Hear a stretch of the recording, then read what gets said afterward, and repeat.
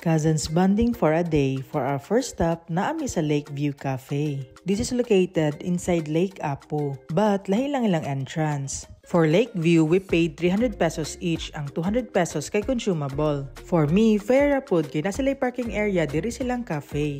If dili ka ganahan silang air-conditioned dining area, narapod sila alfresco. Mo ni ang sulod silang cafe. By the way, kailangan nimo moadto sa counter if ganahan na ka mag-order. Naadi sa tablet ilang menu, that's why wala ko naka-take of pictures. Anyway, mo ni mong order plus rice meal. Wala lang sa video. First bite?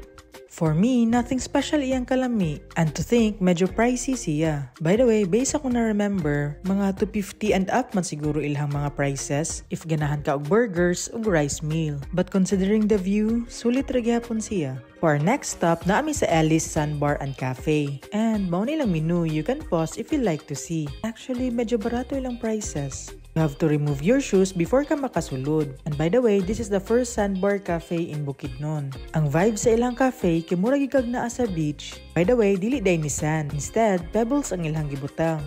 Mao ni ang full view sa ilang cafe. Medyo gamay ra ilang space but daghan silang tables and chairs. This is what we got.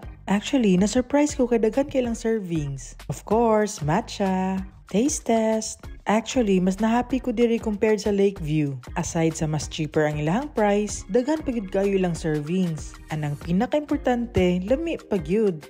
For me, if mukaon mo, mas worth it diri sa Ellis. Kay lami and daghan gid ilang servings. But when it comes to service, medyo dili lang kayo welcoming ilang mga staffs diri. Basin gikapoy ra pod sila. But compared sa Lakeview, welcoming kay ilang mga staffs. With all the smiles pagyud. Anyway, let's wash it all down with matcha.